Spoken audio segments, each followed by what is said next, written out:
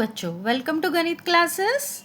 तो आज हम करने जा रहे हैं class 9 Ganita Manjari chapter 7 the mathematics of maybe introduction to probability. कि मे बी हो सकता है या नहीं, उसका मैथमेटिक्स क्या है, दैट इज़ प्रोबेबिलिटी। हम इसकी इंट्रोडक्शन करने जा रहे हैं। तो ठीक है, लेट्स स्टार्ट इट। देखो, प्रोबेबिलिटी यानी पॉसिबिलिटी। तो जब हम मैथ्स में करते हैं प्रोबेबिलिटी, तो उसमें हम कुछ लॉजिक के साथ करते हैं। हम ऐसे ही नहीं कि बोल देते हैं बारिश होगी नहीं होगी। तो देखो, ऐसे सारे एग्जाम्पल दे के इसको लिया गया है। What is probability means calculated possibility. तुम इसको ऐसे समझ सकते हो। ठीक है, पहले हम थोड़ा सा इसके बेसिक क्लियर करते हैं। The mathematics of maybe introduction to probability, ये हमारा चैप्टर है। What is probability? It is the measurement of likelihood. Likelihood क्या होता है कि किसी इवेंट के होने की क्या पॉसिबिलिटी है, उसकी जब हम मेजरमेंट करते हैं, उसको हम कुछ कैलकुलेशन करते हैं विद सम लॉजिक। ऐसे नहीं बोल देते कि ये होगा ये नहीं होगा। ठीक है, अब स्केल इसका क्या होता है? स्केल देखो, जब भी प्रोबेबिलिटी करोगे it should be less than 1। और दो केस और होते हैं। अगर आपकी प्रोबेबिलिटी 0 आ जाए, पी ऑफ ई मतलब एक इवेंट, कोई भी हम जब कुछ कर रहे हैं उसकी पॉसिबिलिटी या प्रोबेबिलिटी 0 होने का मतलब है इम्पॉसिबिलिटी, ये पॉसिबल ही नहीं है। ठीक है, जैसे हमने डाइस को हम यूज़ करें, क्या उसमें 7 आता है? नो, उसमें 7 नहीं आता। तो 7 का आना डाइस में इम्पॉसिबल है। ऐसे ही नॉर्मल प्रोबेबिलिटी, आपके जितना प्रोबेबिलिटी का रिजल्ट करोगे it will be less than 1। इसको बोलते हैं लाइक्लीहुड और कैन हैपन। ठीक है, तीसरा आ गया probability is equal to 1 sure event. Sure कैसे होता है? देखो, इन तीनों की एक एक एग्जांपल कर लेते हैं। थ्रोइंग अ डाइस, अब मैं एक डाइस को थ्रो कर रही हूँ। अगर मैं बोलूँ कि 7 कम्स, 7 आ रहा है, अब डाइस में तो 7 आता ही नहीं, तो इसकी प्रोबेबिलिटी हो गई 0। ठीक है, अब मैं दूसरा बोलूँ कि 3 आने की क्या प्रोबेबिलिटी है? 3 आ जाए, तो 3 तो आ सकता है, इट्स लाइक्लीहुड। हाँ, आ सकता है ये। अब पता नहीं ना, उछालेंगे उसको डाइस को तो 3 आ रहा है नहीं आ रहा हमें नहीं पता, बट आ सकता है। लाइक्लीहुड आने की पॉसिबिलिटी है।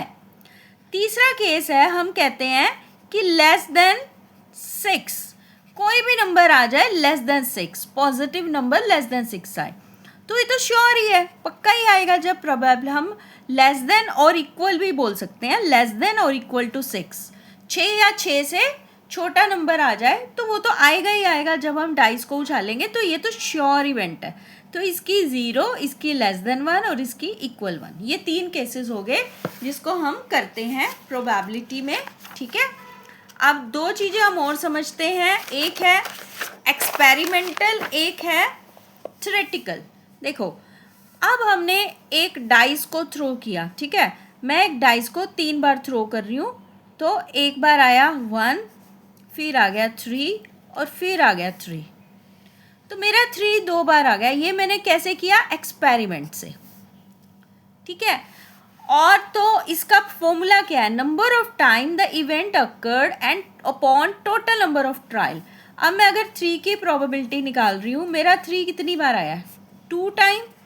और मैंने एक्सपेरिमेंट कितनी बार थ्रो किया डाइस? 3 टाइम। तो आंसर इज 3। 3 बार मैंने थ्रो की ना, पहले मैंने थ्रो की 1 आया, फिर थ्रो की 3 आ गया, फिर थ्रो की 3 आ गया। तो मेरा 3 आने के 2 बार आई, और मैंने टोटल कितनी बार थ्रो की डाइस को? 3 बार। तो ये मेरी हो गई एक्सपेरिमेंटल प्रोबेबिलिटी। ठीक है, दूसरी होती है थ्योरेटिकल। थ्योरेटिकल में देखो, डाइस में क्या क्या होता है? 1 2 3 4 5 6, तो इन सारे के आने के इक्वल चांस है। थ्योरेटिकल थ्योरी कहती है कि 3 आने के चांस 6 में से 1 है, तो 1/6 फेवरेबल। मतलब मैं जो चाह रही हूँ, मैं चाह रही हूँ 3 आ जाए, तो 3 कितने चांस है 3 आने के? एक ही 3 है। 3 आने का एक चांस है, और टोटल कितने हैं पॉसिबल आउटकम? 6।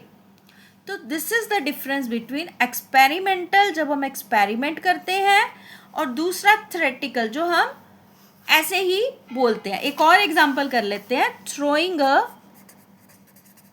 कॉइन। अब हम कॉइन को थ्रो करें तो उसमें क्या क्या होता है, हेड और टेल।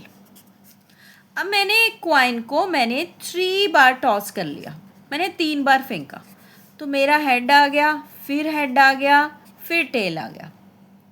तो मेरी एक्सपेरिमेंटल क्या हो जाएगी, एक्सपेरिमेंटल प्रोबेबिलिटी होगी कि मेरे हेड आने की, किसके आने की, हेड आने की एक्सपेरिमेंटल, कि मेरा 2 बार हेड आया और मैंने 3 बार किया, तो 2/3, और ये एक्सपेरिमेंटल है। पर थ्योरेटिकल प्रोबेबिलिटी ऑफ हेड होगी कि 2 ही केस हैं, हेड या टेल, तो 2 केस हैं टोटल और इनमें से हेड आने का एक ही चांस है। So this is. अब क्वेश्चन उठता है कि एक्सपेरिमेंटल और थ्योरेटिकल में डिफरेंस क्यों आता है। डिफरेंस आता है जब तक हम थोड़ी बार करते हैं, अगर हम बहुत बार करें तो ये दोनों प्रोबेबिलिटी सेम आएंगी। ठीक है, आपको बेसिक क्लियर हो गया।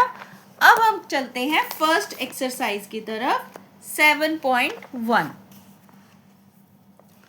ठीक है, 7.1 में फर्स्ट क्वेश्चन करने से पहले बेटा एक और चीज़ समझ लो। इसमें देखो, इसमें ना प्रोबेबिलिटी में 3-4 केस आएंगे। एक है, ये देखो आपके इस बुक में, इम्पॉसिबल, आप पर्पल कार्ड लेना है ही नहीं। लेस लाइकली, लेस लाइकली कब होगा, जब आपके 50% से कम चीज़ें लेस लाइकली होंगी उसमें। पर्पल देखें तो आधे से कम है, एक ही है सिर्फ। अगर पूरे 50% पर्पल आ गए तो 50% चांसेस है, it is even chances. More likely कब होगा, जब पर्पल इसमें 5 कार्ड है, ठीक है, तो मोर लाइकली है। और सर्टेन या श्योर होता है सारे के सारे पर्पल हैं, तो पर्पल तो आएगा ही आएगा। तो चलो अब हम 7.1 एक्सरसाइज को स्टार्ट करते हैं। So go through question number 1। बहुत इजी है ये chapter, that's why we started it at once. ठीक है, rank the following event on a scale from 0, आपने रैंक करना है 0 to certain. Label each event impossible, less likely, equally likely and more likely, certain. इनमें से कुछ भी बताना है। ठीक है, पहला इवेंट क्या है, first event says the next Monday will come after, ये this is exercise 7.1, the next Monday comes after Sunday। बोल रहा है कि नेक्स्ट मंडे जो है वो संडे के बाद आएगा। तो क्या इसमें कुछ गलत बात है, बताइए, क्या इसमें पॉसिबिलिटी का चांस नहीं है? ये तो श्योर इवेंट है कि संडे के बाद तो मंडे आता ही आता है, तो we will say it is, क्या है, पहली बात क्या पूछी है, स्केल, तो इसका स्केल है 1, ये पक्का ही आएगा, संडे के बाद तो मंडे ही आता है। उसके बाद पूछा, स्केल दे दिया, उसके बाद पूछा सर्टन है, इम्पॉसिबल। देखो हमें इनमें से बताना है, सर्टन है या फिर इम्पॉसिबल है या लेस लाइकली होने के थोड़े थोड़े चांसेस हैं या फिर इवन इक्वली लाइकली होने के पूरे पूरे चांस हैं, इक्वली लाइकली ये, या फिर मोर लाइकली जो 50% से ज़्यादा चांसेस होते हैं, और लास्ट में क्या है, सर्टन। सर्टन तो हमने पहले ही लिख लिया। ठीक है, तो इनमें से बताना है। अब बताओ संडे के बाद मंडे आने के कितने चांस हैं, तो पूरे पूरे चांस हैं, it is scale 1 and certain, पक्की बात है, ये तो होगा ही होगा। Second question says it will snow in Mumbai in July. बताओ अब मुंबई में जुलाई में बारिश हो सकती है, बारिश तो हो सकती है, क्या स्नो पड़ सकती है, impossible.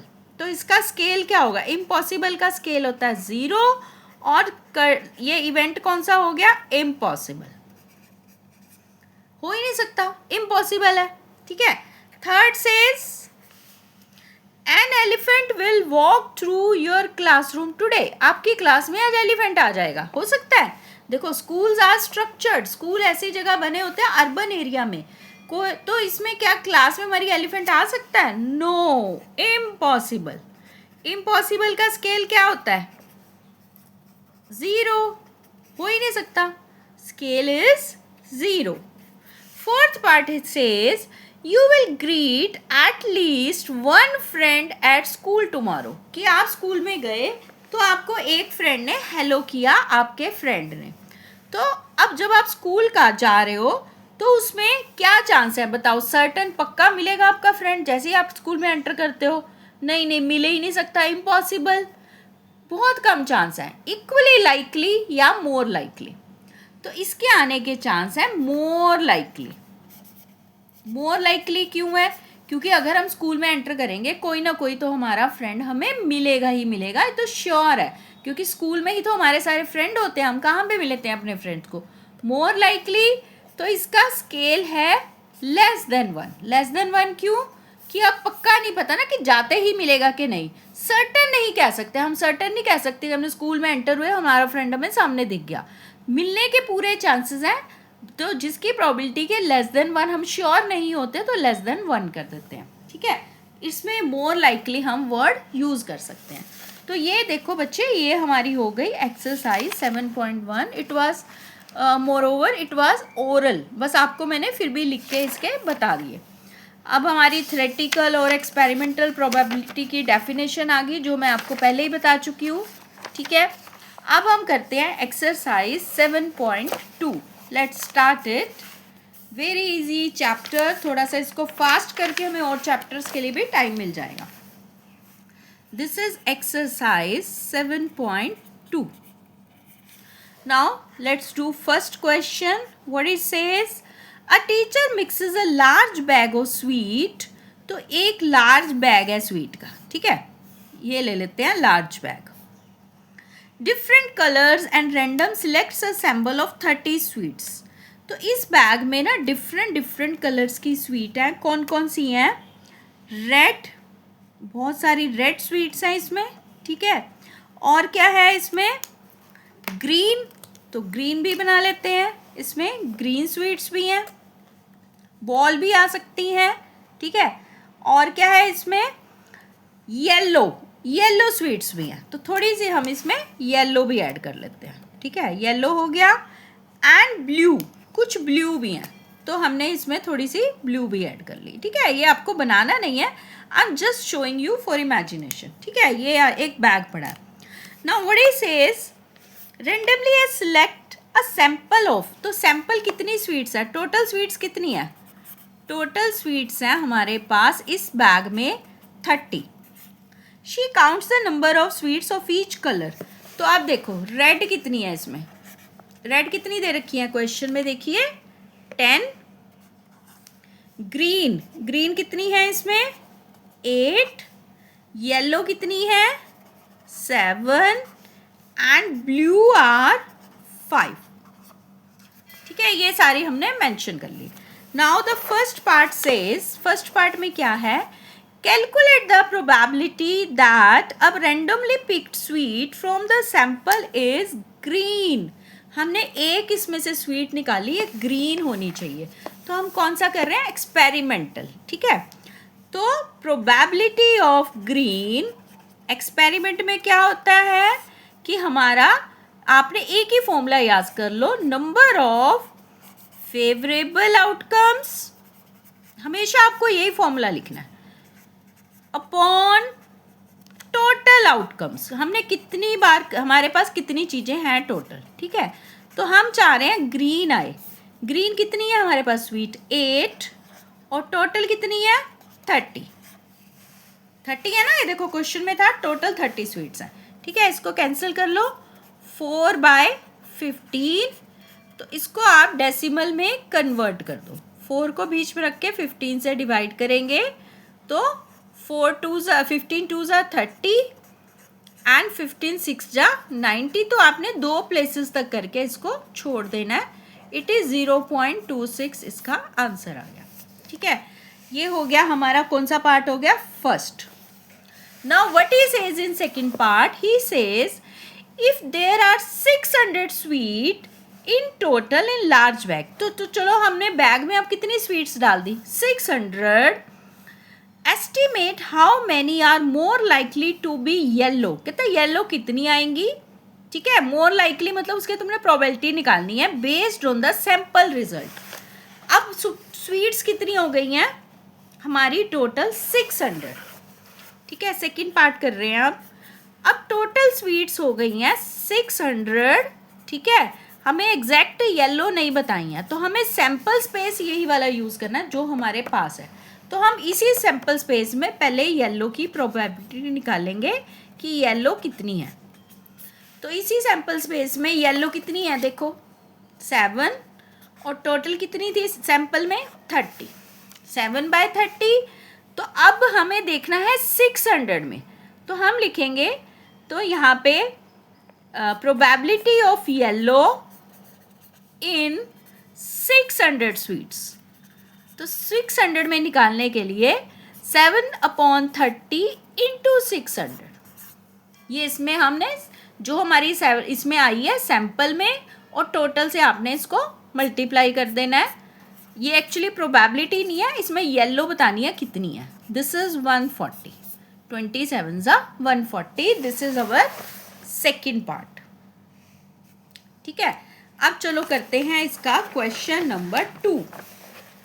Question number 2 says a survey is conducted at a school where a random sample of 40 students.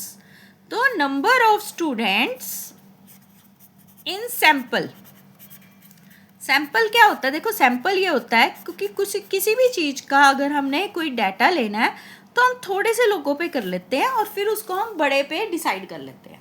तो यहाँ पे 40 स्टूडेंट्स का सैम्पल लिया, ठीक है, और उसमें हमने क्या किया, asked about their favourite club, उनसे पूछा अपना फेवरेट क्लब बताओ। The responses are science club. 14 students कितने हैं, 14 स्टूडेंट्स कह रहे हैं हमें साइंस क्लब पसंद है, और आर्ट्स क्लब वाले कितने हैं 11। Arts club liked by 11, 9 student like sports club. Sports club वाले कितने हैं 9, देखो क्वेश्चन में ही है, and 6 student like debate club. Debate club वाले कितने हो गए 6। एज्यूम देयर आर 800 इन, और टोटल स्टूडेंट कितने हैं स्कूल में, स्कूल में टोटल स्टूडेंट्स हैं इन स्कूल 800, टोटल 800 बच्चे हैं स्कूल में, ठीक है। तो first part he says what is the probability that a randomly chosen student from the sample prefers that arts club. अब हमें प्रोबेबिलिटी किसकी निकालनी है, आर्ट्स क्लब की। तो हमारा फॉर्मूला क्या है, number of favourable outcomes upon total outcomes, total number of outcomes. तो अब देखो आर्ट्स वाले कितने बच्चे हैं, देखो यहाँ पे 11, और टोटल कितने हैं, कितने का सैंपल था 40 का, तो 11/40 इज योर आंसर। इसको आप डिवाइड करके डेसिमल में चेंज कर सकते हो, ठीक है। और इसका आप सेकेंड पार्ट क्या है, this is first part. Now second part he says using the sample results estimate how many students in the whole. अब आपको सैंपल को ही यूज करना है कि पूरे स्कूल में कितने बच्चे स्पोर्ट्स को करते हैं। तो हम पिछले सम की तरह पहले हम प्रोबेबिलिटी ऑफ स्पोर्ट्स निकाल लेते हैं। स्पोर्ट्स का ले देखो कितने हैं 9, और टोटल कितना है 40। तो अब स्टूडेंट्स ऑफ स्पोर्ट्स क्लब, हमारे पास टोटल बच्चे कितने हैं, हमारे स्कूल में टोटल बच्चे हैं, ये हमने लिखा था यहाँ पे, ये देखो 800। तो आप स्पोर्ट्स की प्रोबेबिलिटी निकाल के 9/40 ऑफ 800 कर लो, तो ये आ गया 29 180। इसका मतलब स्पोर्ट्स वाले बच्चे हैं 180। So students, we have started chapter 7 and we have done up to second question. So next we will continue in next video. I hope you are understanding and liking it.